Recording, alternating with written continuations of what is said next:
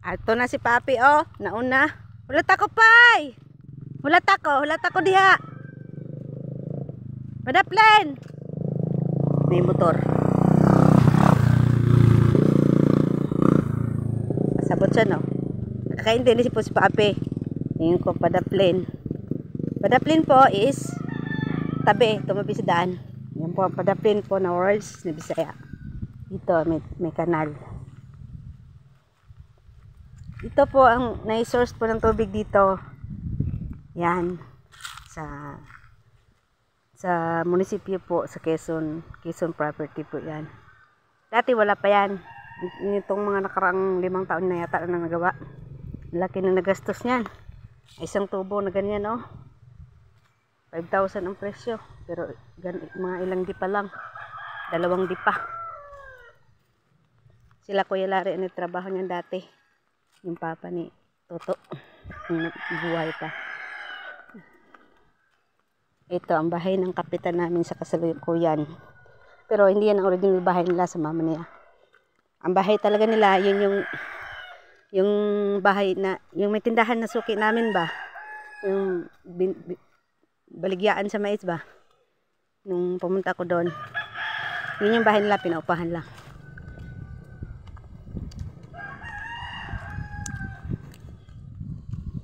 Ayan. Ang dami na pong tindahan dito. Ayan, may tindahan mo dito. Bago yan sa gobyerno. Livelihood. Tingnan niyo po yung buli, oh. Ang laki ng buli. Ayan, oh. Oh, buri. Ayan. Ang tanda na ng buli na yan. Paano pa kaya makuha ang dahon yan?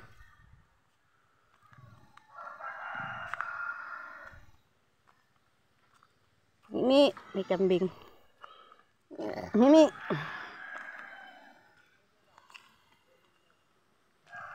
Ayan dito, sa Masugabo na po yan dito. Pati yung bahay na yan. Sama yun sa lupa nila. Yan. Yan na ang may sarima materia. Malapit na kami sa bahay. Yan. Yan.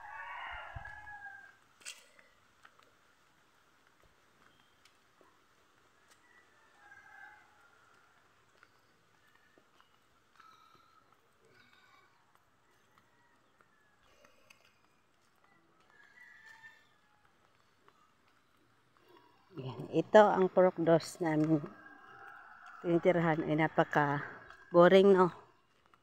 Kung totoo titingnan mo ang tao ay parang hirap mabuhay. Pagdating ko dito, sabi ko, mabuhay kaya ang tao dito? Napaka ano naman ang lugar. Sikreto pala, taniman ang lupa kagaya nito. Yan.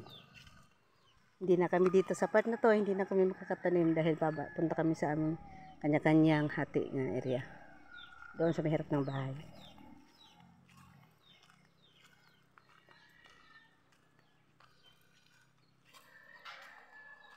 Halina na, Pay.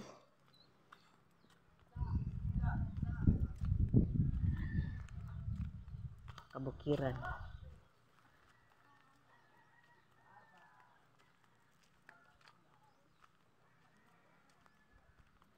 Inisidlak sa adlaw sa sayo sa kabuntagon.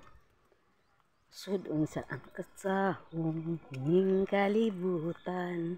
Dito ang area na lang, konti na lang. Papunta doon. 1.2 lang. Nandito na kami sa bahay.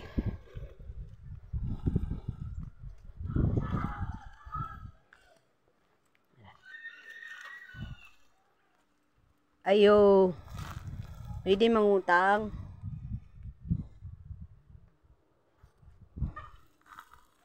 Ayo.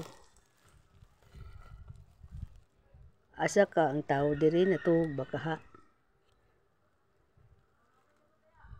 Pwede may mangutang. Natug siguro ang tao. Basiwa kay ila sa akong tingog kay akong gipalahi. Ayaw, day gagang. Day gagang. Pwede mangutang.